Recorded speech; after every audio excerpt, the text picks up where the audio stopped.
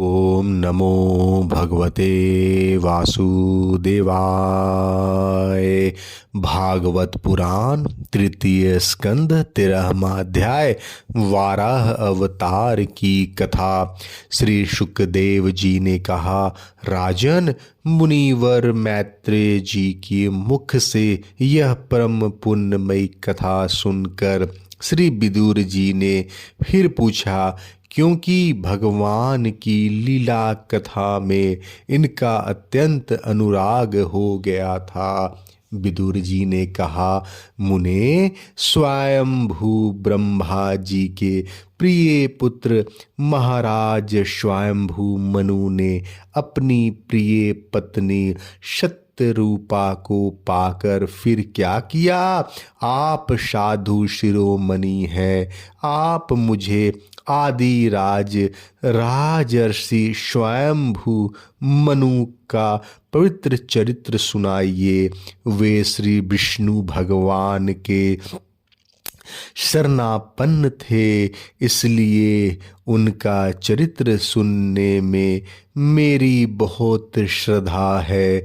जिनके हृदय में श्री मुकुंद के चरणाविंद विराजमान है, उन भक्त जनों के गुणों को श्रवण करना ही मनुष्यों के बहुत दिनों तक किए हुए शास्त्र अभ्यास के श्रम का मुख्य फल है, ऐसा विद्वानों का श्रेष्ठ मत है। श्री शुकदेव जी कहते हैं, राजन, विदुर जी सहस्त्र शीर्षा भगवान श्री हरि के चरणाश्रित भक्त थे। उन्होंने जब विनय पूर्वक भगवान की कथा के लिए प्रेरणा की, तब मुनिवर मैत्रेय जी का रोम रोम खिल उठा।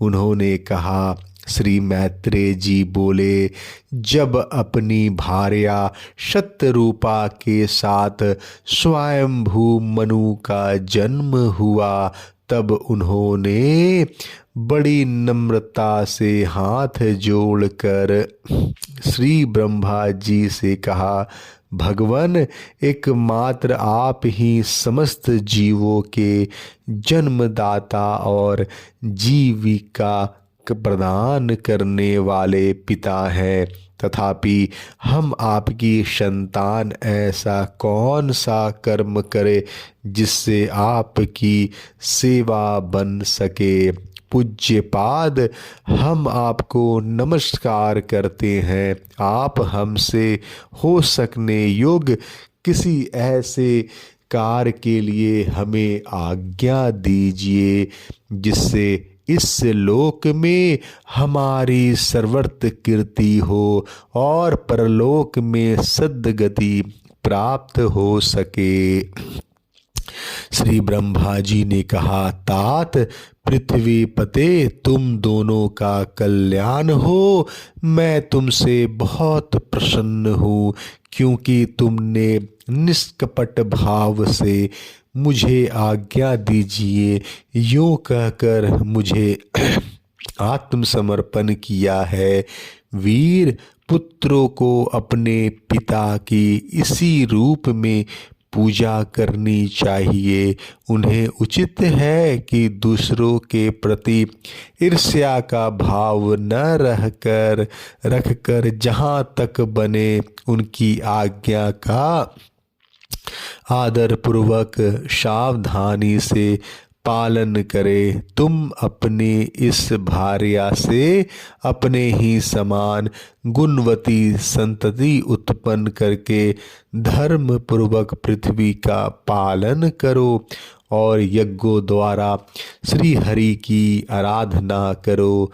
राजन, प्रजा पालन से मेरी बड़ी सेवा होगी और तुम्हें प्रजा का पालन करते देखकर भगवान श्री हरि भी तुमसे प्रसन्न होंगे।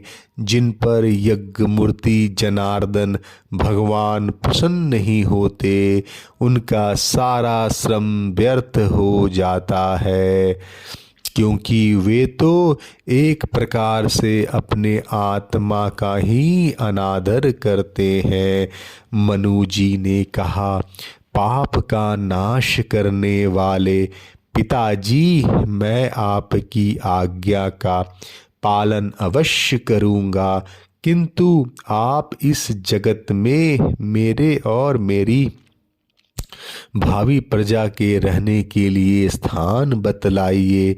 देव, सब जीवों का निवास स्थान पृथ्वी इस प्रकार प्रलय के जल में डूबी हुई है। आप इस देवी के उद्धार का प्रयत्न कीजिए। श्री मैत्रेय जी ने कहा, पृथ्वी को इस प्रकार अथाह जल में डूबी देखकर ब्रह्मा जी बहुत देर तक मन में यह सोचते रहे कि इसे कैसे निकालूं। जिस समय मैं लोक रचना में लगा हुआ था, उस समय पृथ्वी जल में डूब जाने से रसातल को चली गई। हम लोग सृष्टि कार्य में नियुक्त हैं, अतः इसके लिए हमें क्या करना चाहिए? अब तो जिनके संकल्प मात्र से मेरा जन्म हुआ है, वे सर्वशक्तिमान श्री हरि ही मेरा यह काम पूरा करे। निष्पाप विदुर जी, ब्रह्मा जी इस प्रकार विचार कर ही रहे थे कि उनके नाश छिद्र से अकस्मात अंगूठे के बराबर आकार का एक वराह शिशु निकला। भारत, बड़े आश्चर्य की बात तो यही हुई कि आकाश में खड़ा हुआ वह वराह शिशु ब्रह्मा जी के देखते देखते बड़ा होकर क्षण भर में हाथी के बराबर हो गया। उस विशाल वराह मूर्ति को देखकर मरीचि आदि मुनिजन, सनकादि और स्वयंभू मनु के सहित श्री ब्रह्मा जी तरह तरह के विचार करने लगे। ओहो, शुक्र के रूप में आज यह कौन दिव्य प्राणी यहाँ प्रकट हुआ है? कैसा आश्चर्य है! यह अभी अभी मेरे नाक से निकला था। पहले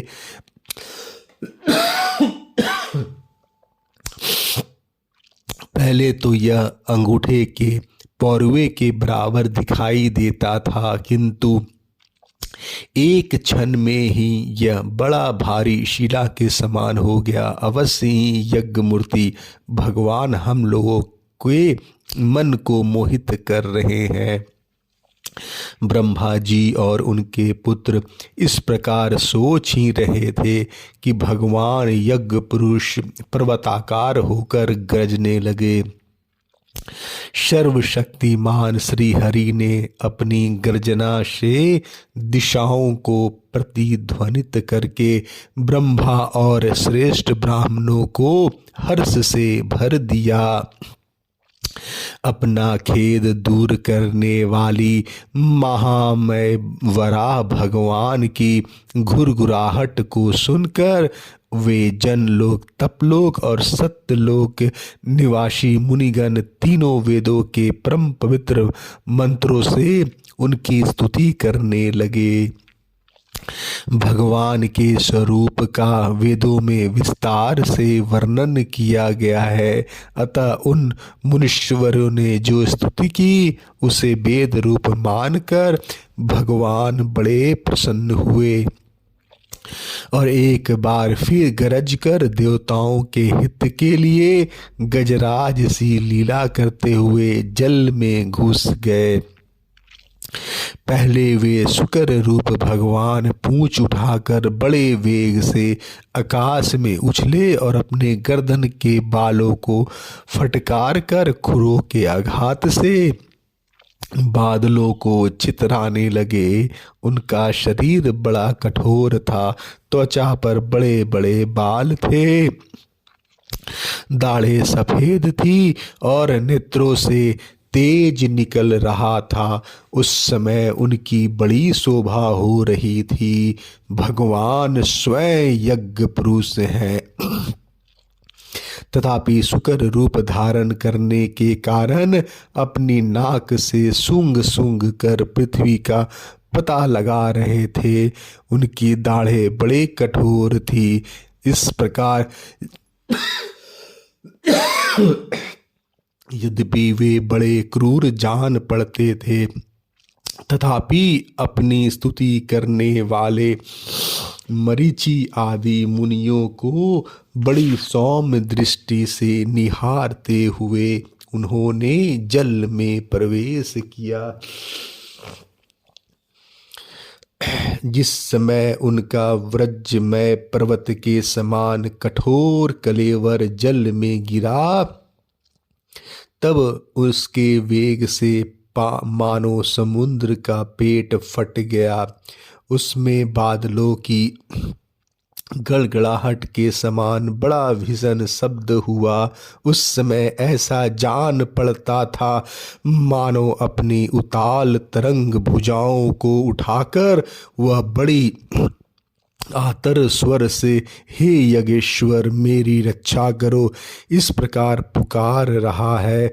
तब भगवान यज्ञ मूर्ति अपने वान के समान पैने खुरों से जल को चीरते हुए उस अपार जल राशि के उस पार पहुँचे जहाँ रसातल में उन्होंने समस्त जीवों के आश्रय भूता पृथ्वी को देखा, जिसे कल्पांत में शयन करने के लिए उद्दत श्री हरि ने स्वयं अपने ही उदर में लीन कर लिया था। फिर वे जल में डूबी हुई पृथ्वी को अपनी दाढ़ों पर लेकर रसातल से ऊपर आए। उस समय उनकी बड़ी शोभा हो रही थी। जल से बाहर आते समय उनके मार्ग में विघ्न डालने के लिए महापराक्रमी हिरण्याक्ष ने जल के भीतर ही उन पर गदा से आक्रमण किया। इससे उनका क्रोध चक्र के समान तीक्ष्ण हो गया और उन्होंने उसे लीला से ही इस प्रकार मार डाला जैसे सिंह हाथी को मार डालता है। उस समय उनके रक्त से थुथनी तथा कनपटी सन जाने के कारण वे ऐसा जान पड़ते थे मानो कोई गजराज लाल मिट्टी के टीले से टक्कर मार कर आया हो।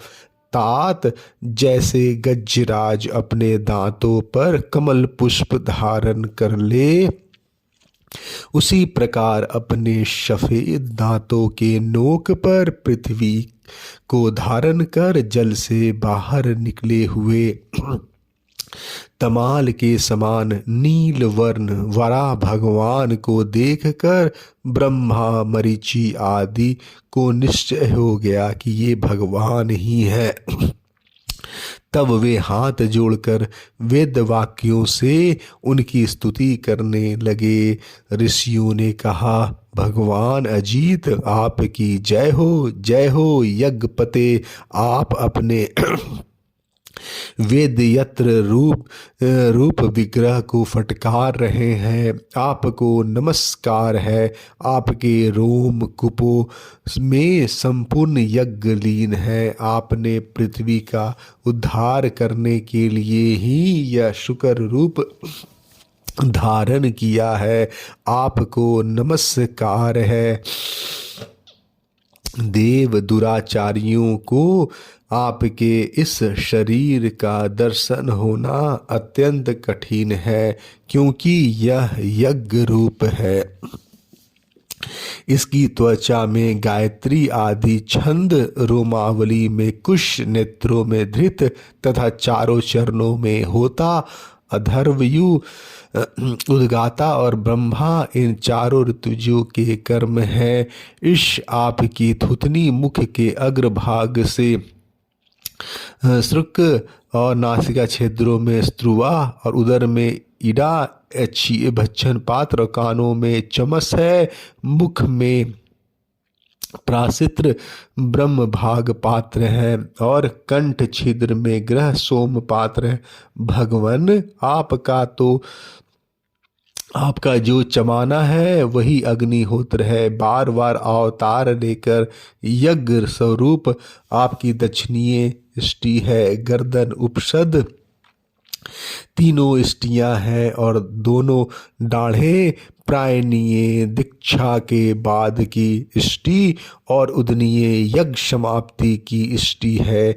जीवा प्रवगर्य प्रत्येक उपनिषद के पूर्व किया जाने वाला महावीर नामक कर्म है। फिर सब होम रहित अग्नि और आवस्थ्य औपासन अग्नि तथा प्राण चित इसका चयन है। देव आपका वीर सोम है। आसन बैठना प्रातः स्वनादि 3 शवन है। सातों धातु अग्नियोष्टम अग्नि अत्यंत अग्नियोष्टम उक्त षोडशी वाजपेयी अतिराद्र और आंतोयान नामक 7 संस्थाएं हैं तथा शरीर की संधियां जोड़े संपूर्ण सत्र है। इस प्रकार आप संपूर्ण यज्ञ सोम रहित या याग तथा क्रतु सोम सहित राम रूप है। यज्ञानुष्ठान रूप इष्टियां आपके अंगों को मिलाए रखने वाली मांसपेशियां हैं। समस्त मंत्र देवता द्रव्य यज्ञ और कर्म आपके ही स्वरूप है। आपको नमस्कार है। वैराग भक्ति और मन की एकाग्रता से जिस ज्ञान का अनुभव होता है वह आपका स्वरूप ही है तथा आप ही सबके विद्या गुरु हैं। आपको पुनः पुनः प्रणाम है। पृथ्वी को धारण करने वाले भगवान आपकी दाढ़ों पर की नोक पर रखी हुई यह पर्वतादि मंडित पृथ्वी ऐसे सुशोभित हो रही है जैसे वन में से निकलकर बाहर आए हुए किसी गजराज के दांतों पर पत्र युक्त कमलियां रखी हो। आपके दांतों पर रखे हुए भूमंडल के सहित आपका यह वेदमय वराह विग्रह ऐसा सुशोभित हो रहा है जैसे शिखरों पर छाई हुई मेघमाला से कुल पर्वत की शोभा होती है। नाथ चराचर जीवों के सुख पूर्वक रहने के लिए आप अपनी पत्नी इन जगन्माता पृथ्वी को जल पर स्थापित कीजिए। आप जगत के पिता हैं और अरण्य में अग्नि स्थापन के समय समान आपने इसमें धारण शक्ति रूप अपना तेज स्थापित किया है। हम आपको और इस पृथ्वी माता को प्रणाम करते हैं।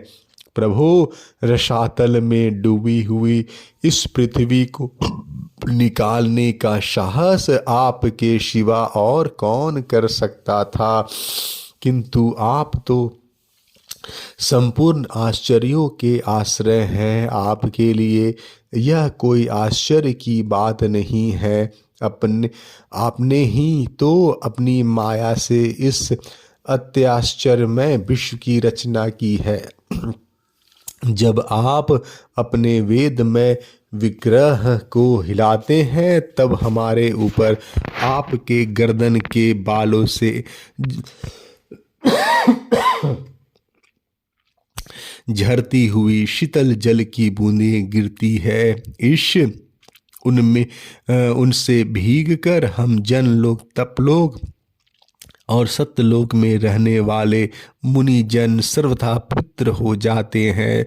जो पुरुष आपके कर्मों का पार पाना चाहता है अवश्य ही उसकी बुद्धि नष्ट हो गई है, क्योंकि आपके कर्मों का कोई पार ही नहीं है।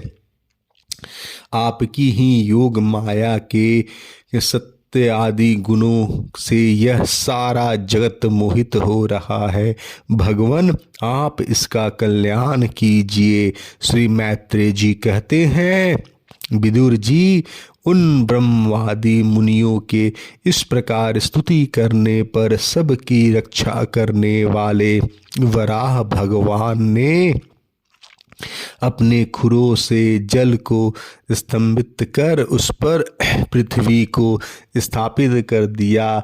इस प्रकार रसातल से लीला पूर्वक लाई हुई पृथ्वी को जल पे रखकर वे विश्वक्सेन प्रजापति भगवान श्री हरि अंतर्ध्यान हो गए। विदुर जी, भगवान के लीलामय चरित्र अत्यंत कृतनीय है और उनमें लगी हुई बुद्धि सब प्रकार के पाप तापों को दूर कर देती है। जो पुरुष उनकी इस मंगलमय मंजुल कथा को भक्ति भाव से सुनता या सुनाता है, उसके प्रति भक्त वत्सल भगवान अंतस्थल से बहुत शीघ्र प्रसन्न हो जाते हैं। भगवान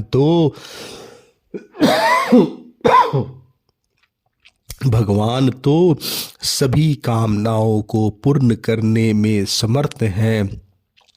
उनके प्रसन्न होने पर संसार में क्या दुर्लभ है, किंतु उन तुच्छ कामनाओं की आवश्यकता ही क्या है। जो लोग उनका अनन्य भाव से भजन करते हैं, उन्हें तो वे अंतर्यामी परमात्मा स्वयं अपना परम पद ही दे देते हैं। अरे, संसार में पशुओं को छोड़कर अपने पुरुषार्थ का सार जानने वाला ऐसा कौन पुरुष होगा जो आवागमन से छुड़ा देने वाली भगवान की प्राचीन कथाओं में से किसी भी अमृतमय कथा का अपने कर्णपुटों से एक बार पान करके फिर उनकी ओर से मन हटा लेगा। 13वां अध्याय समाप्त। जय श्री कृष्ण।